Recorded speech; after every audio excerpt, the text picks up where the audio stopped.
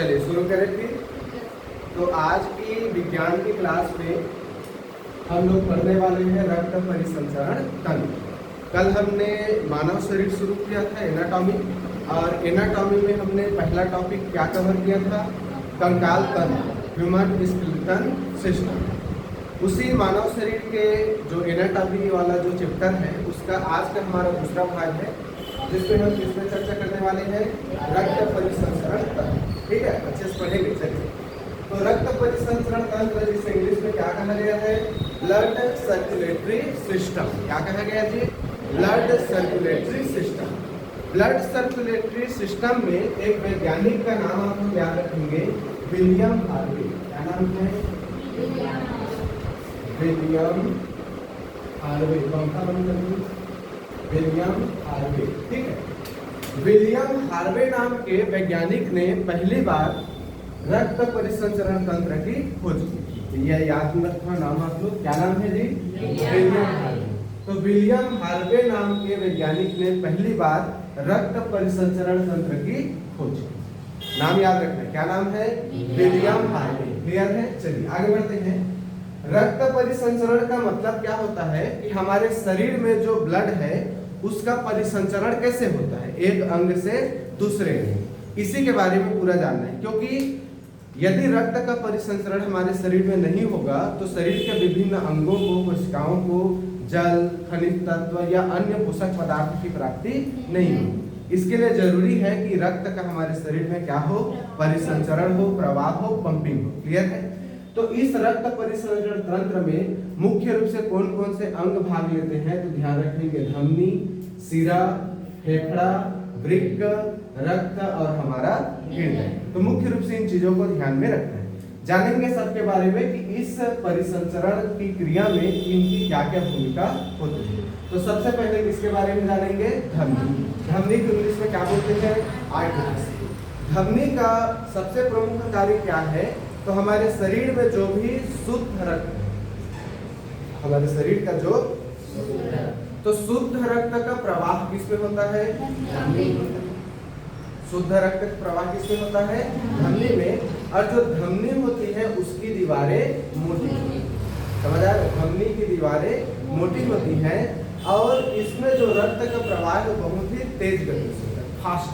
समझ आ रहा है? रक्त प्रवाह इसमें कैसे होता है? तेज होता है। ठीक, हमने ब्लड प्रेशर मापने के लिए एक दिन आपको बताया था कि कैसे मापा जाता है ब्लड प्रेशर। सामान्य ब्लड प्रेशर कितना होना चाहिए?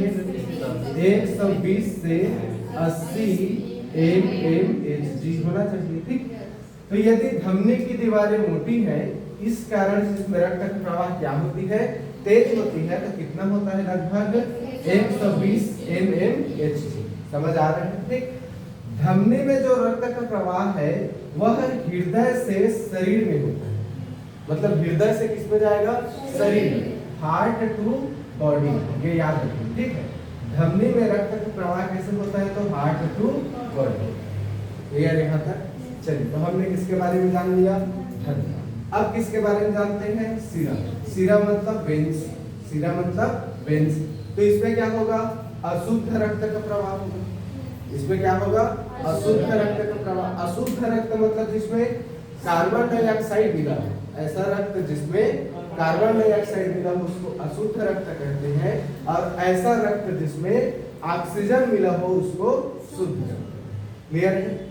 तो कार्बन डाइऑक्साइड युक्त रक्त जिसे हम अशुद्ध रक्त कह रहे हैं, जिसका प्रवाह किसमें होगा? शिरा में। शिरा की दीवारें पतली होंगी। अब जाहिर सी बात है, यदि दीवारें पतली होंगे तो इसमें रक्त का प्रवाह धीमी होगा, स्लोली होगा, क्योंकि ज्यादा तेज होगा तो फट जाएंगे। समझ आ रहे हैं? तो दीवारें पतली होती हैं और रक्त का प्रवाह धीमी होती है, मतलब 80 mmHg। अब इसमें क्या होगा? हमारे शरीर का जो रक्त है वह वापस किस में आएगा? हार्ट में आएगा। तो शिराओं में रक्त प्रवाह कैसे होगा? Body to heart. कैसे होगा? Body to heart. चलिए समझते हैं आगे। अब रक्त परिसंचरण तंत्र में फेफड़ा की क्या भूमिका होती है? तो फेफड़ा क्या करता है? हमारे रक्त में ऑक्सीजन को मिलाने का काम। समझ आए? ऑक्सीजन को रक्त में मिलाने का काम करता है। फिर बॉडी टू हार्ट जाएगा, मतलब हार्ट टू बॉडी जाएगा, फिर बॉडी से जो कार्बन डाइऑक्साइड वो लेकर के आएगा सीरा, तो सीरा के माध्यम से जो रक्त हार्ट आता है उसमें कार्बन डाइऑक्साइड होता है, उस कार्बन डाइऑक्साइड को रक्त से अलग करने का काम करता है। तो फेफड़ा के दो काम करते हैं, एक ऑक्सीजन को रक्त में मिलाने का काम करेगा और दूसरा रक्त से कार्बन डाइऑक्साइड को अलग करने का काम करेगा और श्वसन के माध्यम से बाहर करेगा। क्लियर है? अगला हम देखेंगे किसके बारे में, वृक्क। वृक्क बोले तो किडनी। किडनी का देखिए याद रखना, किडनी जो है सबसे प्रमुख उत्सर्जी अंग है। तो उत्सर्जन जब तंत्र पढ़ेंगे तो हम किडनी के बारे में पूरा डिटेल पढ़ेंगे, ठीक है। अभी किडनी के बारे में फिलहाल इतना जानिए कि रक्त को छानने का काम करती है, समझ आ रहा है? तो रक्त को छानने का काम कौन करता है, किडनी, ठीक। ये प्रमुख उत्सर्जी अंग है, उत्सर्जन तंत्र में पूरा डिटेल इसके बारे में पढ़ना है, ठीक। अगला ब्लड के बारे में जानते हैं। तो ब्लड सर्कुलेटरी सिस्टम का मेन पार्ट है तो ब्लड, क्योंकि इसी ब्लड का तो पूरा कहानी, तो ब्लड का पूरा कहानी हमने पिछले क्लास में पढ़ लिया है, वहां जाके डिटेल देख सकते हैं, ठीक है। अगला क्या लिखा है, हार्ट। हमारे रक्त परिसंचरण तंत्र का सबसे प्रमुख अंग है वो हमारा क्या है, हार्ट। क्योंकि हार्ट ही हमारे रक्त का क्या करता है, पंपिंग करता है, पंप करता है, पूरे शरीर में इसको फैलाने का काम करता है, ठीक है। तो इसी हार्ट के बारे में अपने को पूरा आगे डिटेल पढ़ना है, ठीक। तो हार्ट क्या है जी, हमारे रक्त परिसंचरण तंत्र का सबसे प्रमुख अंग है। चलिए अब हार्ट के बारे में पूरा डिटेल से जानते हैं, ठीक है।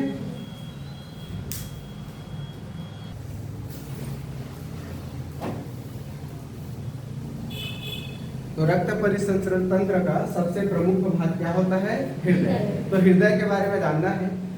इसको दिल बोलते हैं हम लोग, नहीं, मेरा दिल चुरा लिया, मेरा दिल धड़कन, ठीक है। तो इसी दिल धड़कन के बारे में आज पढ़ना है। हम लोग जनरली इसका चित्र कैसे बनाते हैं, ये है ना, पान जैसे, ठीक। और यहाँ पे ज्यादा होता है तो एक आठ तीर बना देते हैं ऐसे करके, ठीक। तो ध्यान रखना इस तरीके से नहीं होता है हृदय। तो इस हृदय के बारे में अपने को क्या जानना है, आज इसका काम जानना है। तो रक्त परिसंचरण तंत्र का सबसे प्रमुख जो अंग है वो क्या है, हमारा हृदय है, हमारा हार्ट है, ठीक। तो हार्ट के बारे में जानते हैं। तो ये जो हमारा हार्ट होता है ये हमारे सीना या जो हमारा छाती होता है उसकी थोड़ी से बाईं ओर, बाया मतलब लेफ्ट, ठीक है। तो हमारे सीने के हल्का से बाईं तरफ होती है क्या, हमारा हार्ट, ठीक। ये जो हमारा हार्ट है यह पेशी ऊतकों से मिल करके बनी है, ठीक है। जो हमारा हार्ट है किससे बनता है, पेशी ऊतक से बनता है। पेशी ऊतक मतलब मस्कुलर टिश्यूज, तो मस्कुलर टिश्यूज से बना होता है हमारा हार्ट। तो पेशी ऊतक से बनी होती है क्या, हमारी हार्ट। एक अंग से घिरा होता है, मतलब हमारा जो हार्ट है वह एक अंग से घिरा होता है, जिस अंग को क्या कहते हैं, पेरिकार्डियम, हृदय आवरण, ठीक है। क्या बोल सकते हैं हिंदी में, हृदय आवरण। तो हमारा हृदय जो होता है एक आवरण से घिरा होता है जिसको क्या कहते हैं, पेरिकार्डियम। तो इस पेरिकार्डियम आवरण से हमारा हृदय घिरा होता है और इसके कारण हमारे हृदय में एक लिक्विड होता है जिस लिक्विड को क्या कहते हैं, पेरिकार्डियल लिक्विड, ठीक। क्या कहा जाता है, पेरिकार्डियल लिक्विड। इस पेरिकार्डियल लिक्विड के वजह से ही हमारा जो हृदय है वह बाह्य आघातों से सुरक्षित होता है। मतलब यदि कोई चोट लगेगा ना तो चोट लगने से हमारे हृदय को बचाने का काम करता है और वो लिक्विड का नाम क्या है, पेरिकार्डियल लिक्विड। क्लियर यहाँ तक? आगे बढ़े। हृदय का सबसे प्रमुख कार्य है हमारे रक्त का परिसंचरण करना। समझ आ रहे? हृदय का सबसे प्रमुख कार्य क्या है, रक्त का परिसंचरण। अब रक्त का परिसंचरण ये कैसे करेगा, तो पंपिंग के माध्यम से धड़केगा। धड़केगा मतलब सिकुड़ेगा, फैलेगा, सिकुड़ेगा, फैलेगा, जिससे क्या होता है, ब्लड का पंपिंग होता है। तो पूरे शरीर में हृदय मतलब हमारे पूरे शरीर में रक्त का परिसंचरण करने का काम किसका है, हमारे हार्ट, हृदय। समझ में आ रहा है? ठीक है। हृदय से जो रक्त है वह धमनियों में जाएगा। हृदय से जो रक्त है वो धमनियों में जाएगा और धमनियों के माध्यम से पूरे शरीर में जाएगा और शरीर से जो रक्त है वो शिराओं के माध्यम से हार्ट में वापस आएगा। ये प्रक्रिया पूरे शरीर में चलते रहती। जैसे मैं सांस लिया, हृदय फूल गया, हवा एकदम फूल, ठीक, अब उसको छोड़ दिया, तो इस तरीके से फैलना सिकुड़ना चलते रहता है। तो याद रखना, हमारे शरीर में जो रक्त है वह हृदय के माध्यम से धमनियों में जाएगा, धमनियों के माध्यम से पूरे शरीर में जाएगा, और शरीर से जो रक्त है वह शिराओं के माध्यम से वापस धमनी में आती है, और यह प्रक्रिया जो है चलती है। समझ आए? यहाँ पे हमने बोला ना कि सामान्य मनुष्य का हृदय 1 मिनट में 72 से 75 बार धड़कता है। मतलब ये प्रक्रिया पर मिनट कम से कम 72 बार चलेगी। कम से कम कितने बार? 72 बार चलेगी। समझ आ रहे हैं यहाँ तक? ठीक है, ये पॉइंट हम देख लिया। अगला पॉइंट क्या है? हृदय के कितने भाग होते हैं? 4। तो हृदय के 4 चेंबर होते हैं। ठीक है, हृदय के कितने चेंबर होते हैं? 4 पार्ट में बटा होता है। जैसे ऊपर में बोलेंगे तो आलिंद, और नीचे में बोल रहे हैं तो नीलय। तो दिशा के हिसाब से एक हमारा दायां साइड और एक हमारा बायां साइड। तो दायां आलिंद, बायां आलिंद, दायां नीलय, बायां नीलय। समझ आ रहा है? तो हृदय के कितने भाग होते हैं? 4। दायां आलिंद, बायां आलिंद, और क्या बोलेंगे? दायां नीलय और बायां नीलय। समझ आ रहा है? तो हृदय के कितने पार्ट हो गए? 4। याद रहेगा, ऊपर में 2, नीचे। अब यहाँ पे मैं इस तरीके से समझा रहा हूँ, जब इसको 3D आकृति में देखेंगे तो ऐसे समान होता है, तो आगे पीछे से करते हैं। समझ आ रहा है? चलिए, हृदय का जो हमारा सामान्य वजन है ये कितना होता है? 250 से 300 ग्राम के आसपास होता है। ध्यान रखेंगे, ठीक है। इसका सामान्य वजन कितना हो सकता है? 250 से 300, है ना? 1 पाव। ठीक है, क्या बोलेंगे? 1 पाव। 1 पाव पकड़ेंगे ऐसे ऐसे। ठीक, तो ये याद रखना, हृदय का सामान्य वजन कितना हो गया? 250 से 300 ग्राम। चलिए आगे देखते हैं। यहाँ पे यदि हम हार्ट सर्कल की बात करें, हृदय चक्र क्या होता है, तो ध्यान रखना, एक स्पंदन की समाप्ति से लेकर अगले स्पंदन की समाप्ति तक, एक स्पंदन की समाप्ति से लेकर अगले स्पंदन की समाप्ति तक को एक हृदय चक्र। एग्जाम में हूबहू लिखा हुआ मिलता है, अच्छे से सुन लीजिए। क्या बोल रहा हूं मैं? एक स्पंदन की समाप्ति से लेकर के अगले स्पंदन की समाप्ति तक को क्या कहा जाता है? एक हृदय चक्र। क्लियर यहाँ तक? चलिए अब आगे बढ़ते हैं। तो अभी हमने बताया सामान्य मनुष्य का जो हार्ट बीट होता है पर मिनट कितना होना चाहिए? 72 से 75 बार होना चाहिए। चलिए यहाँ पे अब जैसे हमने आपको बताया कि शुद्ध रक्त का जो प्रवाह है वह किसमें होता है? धमनियों में होता है। लेकिन इसका भी एक अपवाद है। एक ऐसा धमनी है जिसमें अशुद्ध रक्त का प्रवाह होता है। ये कौन सा धमनी है आपका? फुफ्फुस धमनी या फिर पल्मोनरी आर्टरी। इंग्लिश में याद रखिएगा, ज्यादा काम है। Pulmonary artery. तो पल्मोनरी आर्टरी एक ऐसा आर्टरी है जिसमें अशुद्ध रक्त का प्रवाह होता है, और इसको छोड़कर के बाकी जितनी भी धमनियां हैं उसमें शुद्ध रक्त है।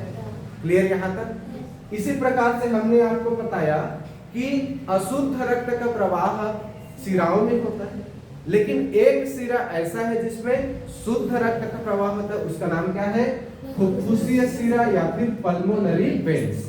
इंग्लिश में याद रखेंगे, पल्मोनरी वेन्स। तो पल्मोनरी वेन्स ऐसा वेन्स है जिसमें शुद्ध रक्त का प्रवाह है, और इसको छोड़ करके बाकी जितने भी वेन्स है, सिरा है, उसमें अशुद्ध रक्त का प्रवाह। समझ में आ रहा है? तो ये हमने किसके बारे में जाना? हार्ट। हार्ट कैसे काम करता है, कैसे उसका पंपिंग होता है, उसके कौन कौन से पार्ट होते हैं, ये सारे। ठीक, चलिए अब नेक्स्ट स्लाइड में हम लोग देखेंगे, इसका मतलब चित्र के माध्यम से देखेंगे कि जो रक्त परिसंचरण तंत्र है वह हृदय से शरीर में कैसे जाएगा और शरीर से हृदय में कैसे आएगा। तो चित्र के माध्यम से उसको समझेंगे। ठीक है यहाँ तक?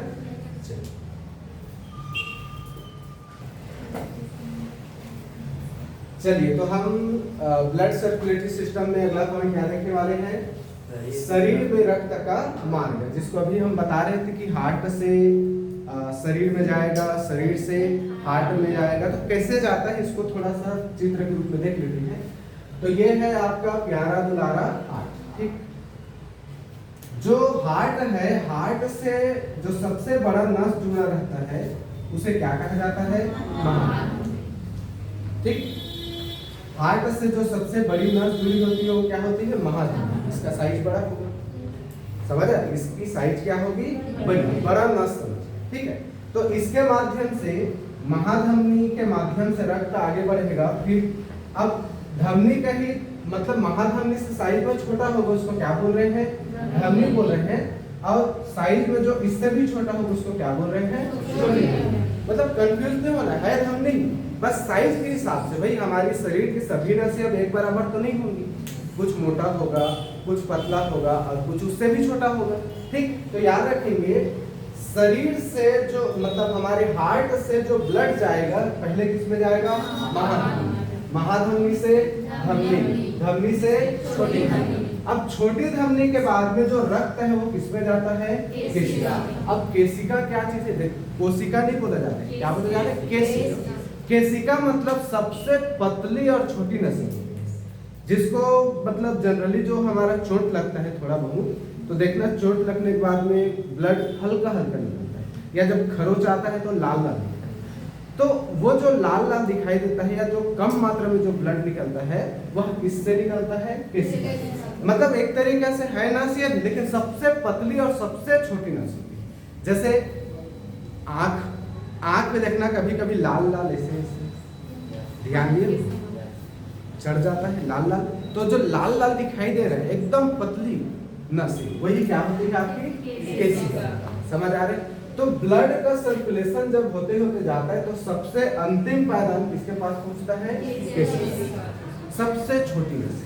समझ में आ रही है? ठीक, तो हार्ट से निकलेगा, हार्ट से किस में जाएगा? महाधमनी, महाधमनी से धमनी, धमनी से छोटी धमनी, और लास्ट किसके पास जाएगा? केशिका। फिर केशिका के माध्यम से जो ब्लड है किस में जाएगा? आपका छोटी शिरा से शिरा, और शिरा के माध्यम से महाशिरा, और महाशिरा के माध्यम से वापस किस में जाएगा? हार्ट। तो ये याद रखना, ये क्या है? शरीर में रक्त का मान। अब हमने अभी बताया आपको कि धमनियों में शुद्ध रक्त का प्रवाह होता है और शिराओं में अशुद्ध रक्त का प्रवाह। तो यहाँ पे जो भी चीजें होंगी सब क्या होगा? शुद्ध रक्त होगा, और यहाँ पे जो भी चीजें होंगी वो क्या होगा? अशुद्ध रक्त। समझ आ रहे हैं बात यहाँ तक? ठीक, चलिए आगे बढ़ते। इसी में एक शब्द रक्त वाहिनी, ब्लड वेसल्स। तो यही तो मेरे ख्याल से क्या है? रक्त वाहिनी है। रक्त वाहिनी आपका धमनी हो गया, रक्त वाहिनी आपका क्या हो गया? शिरा हो गया। ठीक, चलो ये हो गया। अब इसके बाद में आगे हम लोग देखेंगे इसी का एक और चित्र के हिसाब से देखेंगे कि किस तरीके से रक्त का क्या होता है? सर्कुलेशन। ठीक है,